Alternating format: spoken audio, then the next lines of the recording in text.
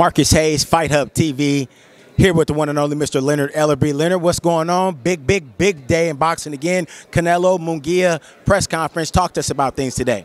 Terrific matchup. I like this fight a lot because in this fight, Canelo's going to get a chance to get back to his highlight stuff. This is going to be a vicious knockout. Vicious. Munguia is a good fighter, but he's tailor-made for Canelo. Tailor-made for Canelo. Canelo's, him and Tank are, in my opinion, the two best counterpunchers in the game. This guy's tailor-made for him. Trust me.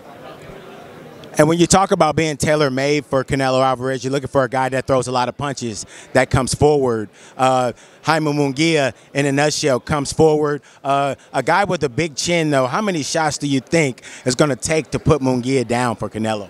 Well, Canelo, again, he's a great counterpuncher, and it's about placing the shots and the timing of everything. And so when it comes to that, is that, let's be honest, man, is that Munguia hadn't been known for the best defense in the world.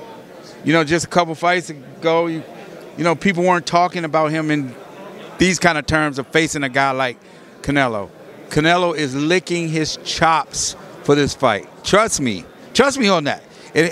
Everything that look a certain kind of way ain't that way, you know. But you got to give Munguia credit.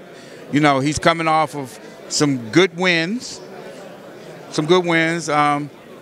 He's led by Freddie Roach, who's obviously a good trainer, but this ain't gonna be pretty. I'm just keeping it a buck with you. It ain't gonna be pretty. When PBC jumped in with Amazon Prime, I'm sure that you guys said that you would deliver Canelo Alvarez. Here we go, Canelo Alvarez. Talk to us about how big of an event this is for Amazon Prime going forward here. It's huge. Anytime you can get have a fighter of this magnitude, Canelo Alvarez, in my eyes, probably the greatest Mexican fighter ever to be fighting on your platform. That's a great thing, and the type of opponent that he has, it's going to end in a vicious knockout. Trust me, it's going to end in a vicious knockout. You keep saying that as if you've already seen it in your mind. What makes you so confident that there'll be a KO in this bout? Because I'm just stylistically. This guy comes forward, doesn't have the best defense in the world, and this guy is great at placing his shots. And he's not going to have to run around the ring to find him. You know, he's going to be right there. And it's going to be a war for as long as it lasts. But you got one guy who's a tremendous defensive fighter and a guy who's a good fighter, but limited when it comes to defense, in my opinion. It's just my opinion. Leonard, moving on to other business in the fight game, March 30, Keith Thurman gets hurt, has to pull out the fight. Sebastian Fordura comes to save the day. Now we have the Towering Inferno versus Tim Tszyu. Talk to us about that matchup and how excited you are about it. It's a great fight.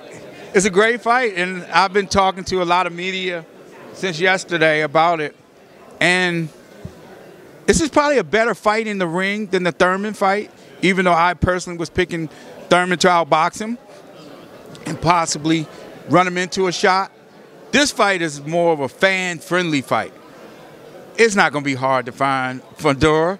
He's going to be right in front of you. You can't miss him. He's 6'6".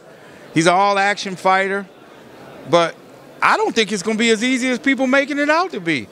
I've heard that from Tim just gonna walk through him, bro. It don't work like that. It don't work like that.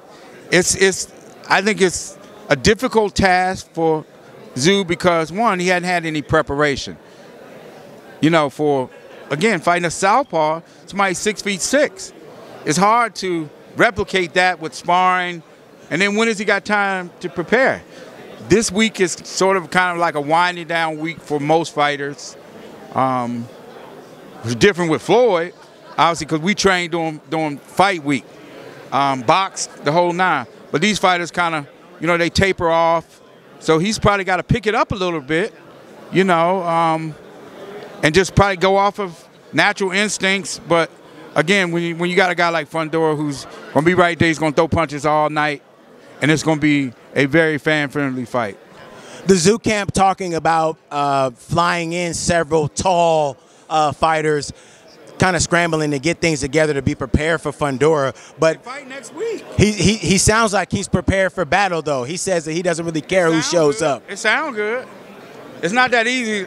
You don't have 6 feet junior middleweights just sitting around, and ready to to do that, to prepare, to get somebody prepared for a big fight. It's going to be a very entertaining fight. Very entertaining fight. And in the co-main event, Pitbull Cruz, Rolando Romero. Rolly looking to reassert himself and reassert his dominance like we've seen in the past. Pitbull Cruz, a surging young contender with only 1 defeat. What are you expecting for fight night? A knockout. A knockout. Rolly knocking his ass out. Well, there you have it. The mariachi music is playing. Looks like we're getting ready to kick things off here, Leonard. Last word to the fans about the fight. Tune in March the 30th. Again, a phenomenal card on Amazon. And then, obviously, this Canelo fight, taking on Munguia, May the 4th, this number fireworks.